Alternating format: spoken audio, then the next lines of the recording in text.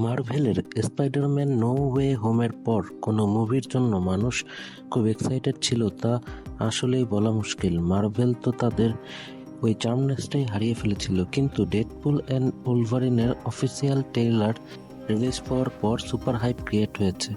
মার্ভেলের পুরানো চার্মনেস যদি কোনো মুভি ফিরিয়ে আনতে পারে তাহলে সেটা পারবে ডেডপুল অ্যান্ড উলভারিন। সো এই ট্রেলারটি কেমন হলো এবং ট্রেইলারে মুভির স্টোরির কোন কোন বিষয়ে হিন্টস দিয়েছে সেটাই আজকে শেয়ার করব। মুভিটি পরিচালনা করেছেন শন লিভি। মুভিটি মুক্তি পাবে আগামী 26 জুলাই 2024 তারিখে। সো আমি Miraj, welcome to my channel.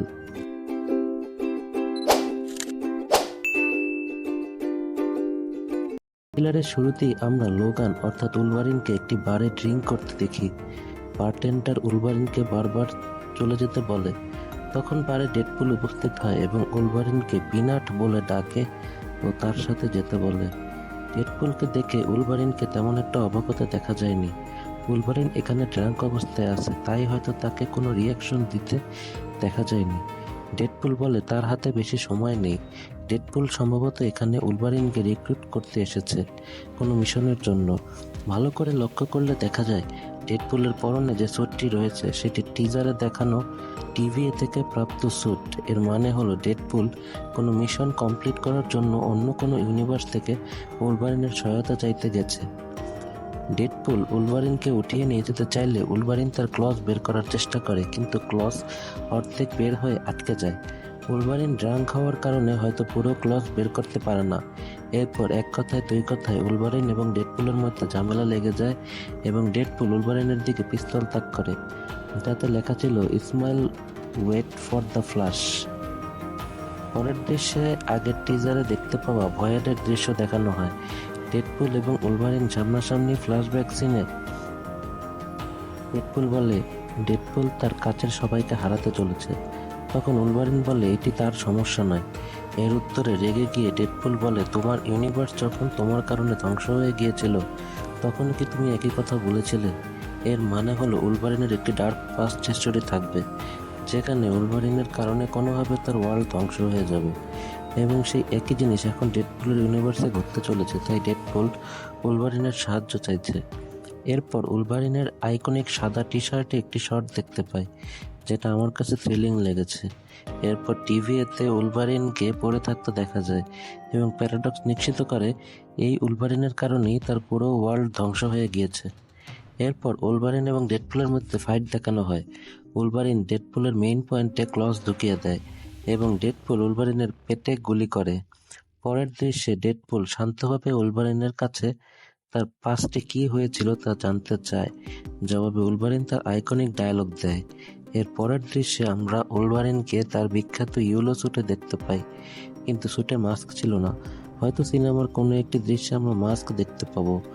পরের দৃশ্যে ডেডপুল তার ফ্যামিলি এবং ফ্রেন্ডসদের ছবি দেখিয়ে উলভারিনকে কনভিন্স করার চেষ্টা করে। উলভারিন তখন বলে আমি কোনো হিরো না। ডেডপুল তখন উলভারিনকে তার আসল পরিচয় দেয় এবং বলে তুমি হচ্ছে বিখ্যাত এক্সম্যানের সদস্য। এরপর আবার ডেডপুল এবং উলভারিনের ফাইট দেখানো হয়। ডেডপুল এবং উলভারিনকে একটি কারের ভিতর ফাইট করতে দেখা যায়।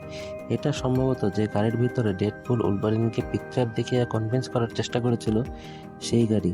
তার মানে কথা বলতে বলতে তাদের মধ্যে আবারও মারামারি লেগেছে। এই গাড়ির ফাইট সিন আমরা আগেও দেখেছিলাম, যেখানে ভালোই রক্তারক্তি হয়েছিল। এরপর আমরা কাসান্দ্রা নোভাকে দেখতে পাই। কাসান্দ্রা নোভা প্রফেসর এক্স এর টুইন সিস্টার। প্রফেসর এক্স এর মতো কাসান্দ্রা নোভারও টেলিপ্যাথিক পাওয়ার রয়েছে। এরপর আমরা এলাইসকে দেখতে পাই, যার সামনে জায়ান্ট অ্যান্টম্যানের স্যুট পরা মরদেহ পড়ে আছে। ভয়েডে অ্যান্টম্যানের স্যুটের জায়ান্ট ফর্মকে ভিলেনরা হেডকোয়ার্টার হিসেবে ব্যবহার করছে। তবে এখানে শুধু স্যুট না, অ্যান্টম্যানের মরদেহ অর্থাৎ কঙ্কালও দেখা যাচ্ছে। তার মানে এরা অ্যান্টম্যানের বডিতেই থাকছে। এই সিনে আজাজিল এবং লেডি ডেথ স্ট্রাইককেও দেখা যায়। এরপর ডকপুলের সাথে ডেডপুলকে দেখা যায়, যেটা দেখে উলভারিন মোটেই খুশি না। এরপর ম্যাড ম্যাক্স ফিউরির মতো কেউ বাইক রাইড করে যাচ্ছে, এটা ভয়েডের কোনো গোলমাল হবে। এরপর গাড়ির ফাইটের একটি দৃশ্য এবং বম ব্লাস্টের একটি দৃশ্য দেখা যায়, যা অ্যান্টম্যানের হাতের আঙুলের সামনে ঘটছে। এরপর ক্যাসান্দ্রা নোভা টেলিপ্যাথি পাওয়ারের একটি নমুনা দেখা যায়।